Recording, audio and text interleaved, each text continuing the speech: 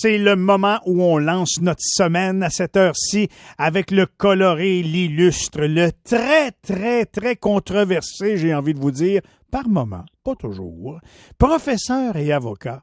Mesdames et messieurs, je vous présente Frédéric Bérard. Comment ça va, mon Frédéric? Ah, ça va super, Michel, malgré la controverse. Et toi, as-tu eu un bon week-end? Très bon week-end, je dois te dire. Il faisait très froid, alors j'ai pas fait beaucoup de choses. mais hier, une très bonne partie de hockey à l'extérieur sur une patinoire avec des amis de la station ici et l'état-major des Olympiques de Gatineau. Oui. Junior majeur. Oui. Et oui, avec les 3 meilleurs joueurs de l'équipe en plus. Je vous parlerai de ça à 8h45 avec Louis-Philippe dans Chaloupe ce matin. On a eu bien du fun. Puis t'as pas gelé? Non, parce que quand tu joues pas. Mais quand tu gèles pas. Mais quand tu joues pas, t'es assis sur le bout du banc, là tu gèles. Ouais. Fait que l'expression réchauffer le banc prend un autre sens, c'est ça? C'est ça. Puis je veux pas brûler le punch, là, mais le coach des Olympiques était là. Il va être avec nous autres ce matin. Il était là. Ouais. Bon. Je comprends que tu es encore en forme pour suivre la cadence. J'étais le meilleur joueur sur la glace. Qu'est-ce que tu veux que je te dise? T'es sérieux? Ben, quand c'est moi qui parle à la radio, c'est moi qui détermine. Oui, mais là, c'est toi qui as le micro. Écoute, un gars qui a un micro 4 heures par jour, il va toujours se faire bien paraître. Là, écoute, c'est pour que ça serve à quelque chose, ce micro-là. Non, disons qu'il y en avait une coupe de plus vite que moi. Maton, pas à peu près. On va parler ce matin de quelqu'un qui est assez vite, du rapport de la commissaire à la santé. Ça nous fait, une fois de plus, mettre la main en arrière de la tête puis se gratter profondément, puis des fois jusqu'au sang. Ouais. Moi, tu vois, j'avais envie de te parler de ça ce matin parce que avec tout ce qui se passe en ce moment, et les gens sont tannés, on a hâte de retrouver nos vies. Le gouvernement Legault, pour la première fois peut-être depuis la pandémie, est véritablement critiqué. Là, on sent qu'il a perdu le contrôle et surtout on sent que la population s'en est rendu compte. Ce qui fait que le rapport de la commissaire dont tu parles est tombé un peu en espèce de sourdine en quelque sorte. Hein? Ouais. On en a parlé un peu. Bon, les médias sont un peu obligés d'en parler, évidemment, parce que c'est un rapport qui est important, mais on dirait que les gens ont la tête ailleurs. C'est peut-être moi qui se trompe, là, mais j'ai vraiment l'impression... Non, mais tu as tellement raison. On est en pandémie, là. Régler des choses qui vont mal dans notre société, ça va être après la pandémie. Là, il faut s'en sortir. Je pense que c'est de même que les gens pensent, raisonnent actuellement. Ben, c'est un peu mon impression. Or, ce rapport-là est grave à plusieurs niveaux parce qu'il nous explique ce qui s'est passé lors de la première vague, ce qui explique surtout, puis moi, c'est particulièrement cet élément-là que je voulais parler, dont je voulais parler avec toi, c'est la manière dont on a traité nos personnes âgées dans les CHSLD. La ministre Blais le dit elle-même, elle dit, on les a un peu laissés pour compte, on n'avait pas pensé à eux, on savait pas trop là, que ça pouvait être si important que ça.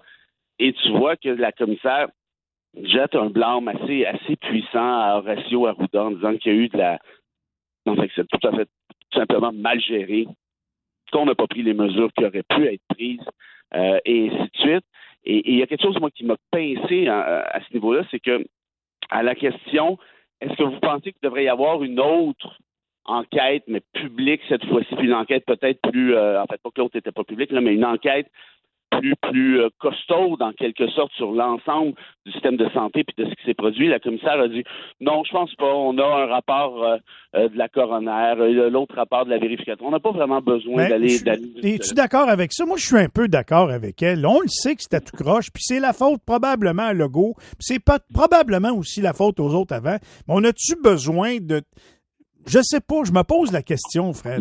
C'est là qu'on sera peut-être pas d'accord, puis auquel cas, c'est pas grave du tout. Mais je suis d'accord avec toi à l'effet que oui, là, bon, il commence à en avoir des rapports, puis on n'est pas sans dessin, là, on sait que ça s'est mal passé, là. Personne n'est idiot. Puis oui, c'est la faute de Legault en bonne partie, mais c'est aussi la faute du système. Puis moi, c'est là-dessus. Parce que Legault, à la limite, on s'en fout. Là, à un moment donné, il sera plus là. Aux élections, on peut toujours le mettre dehors, lui, tu sais. Encore, tu sais. Mais moi, c'est plutôt, quel est notre rapport, Michel, avec nos personnes âgées? Moi, c'est ce bout-là. Et je trouve, là, que Legault s'en sort très facilement avec le rapport de la commissaire Castonguay, pour l'instant du moins. Et puis, je suis d'accord avec toi, on fait des rapports pour le fun de faire des rapports, c'est pas ça que je te dis.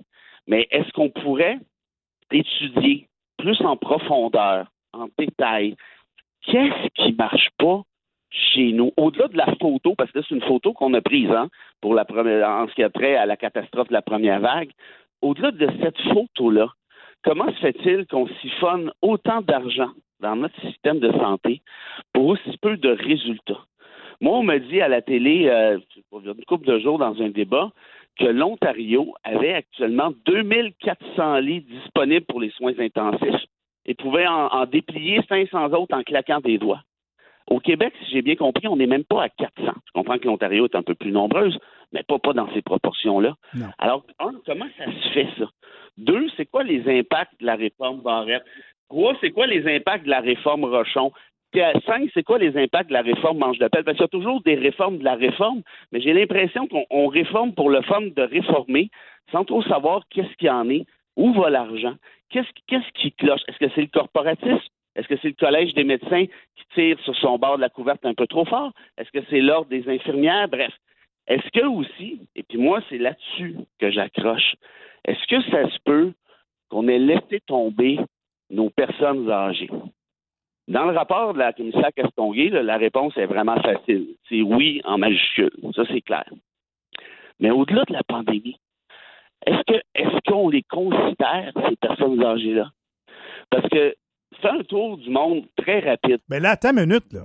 Attends un peu, là. Es-tu en train de juger des gens qui travaillent dans le réseau, puis le premier ministre, puis le ministre de la Santé, puis les autres premiers ministres, puis les ministres de la Santé, ou si tu es en train de passer un message à tout le monde qui laisse poireter les vieux sans s'en occuper, leur famille, les membres de leur famille, dans des CHSLD, sans aller les voir, sans s'en occuper, sans s'en foutre dans le fond.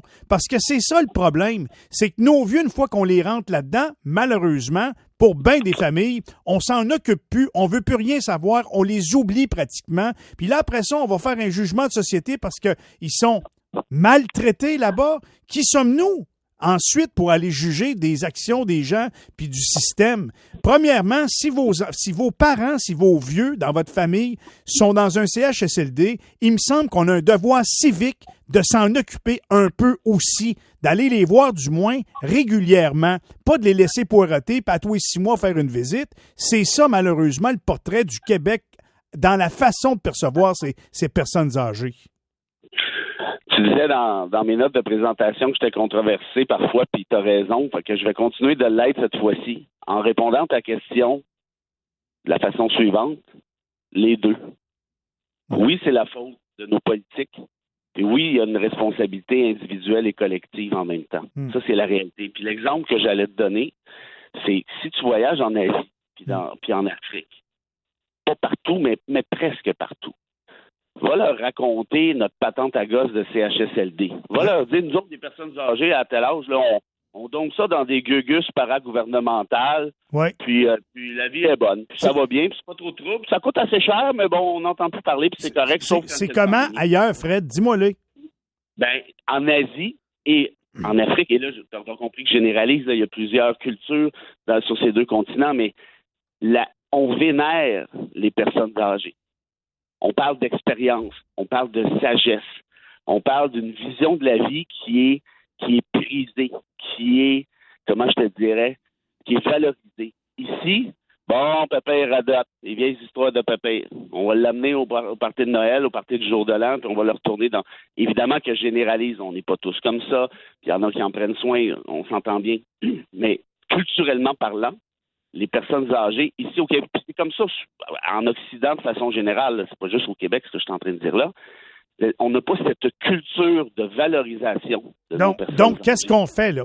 On dit, on arrête ça, CHSLD, on lâche de payer la structure, ça coûte trop cher, on démolit les établissements, on paye plus des employés, des préposés parce qu'ils sont syndiqués puis ils coûtent trop cher, puis on prend les personnes âgées puis on y retourne dans les domiciles des familles ou en quelque part, quoi? Évidemment qu'il faut être réaliste, ça se fait pas du jour au lendemain, cette affaire-là, puis je suis pas en train de te dire que c'est une solution qui est viable non plus.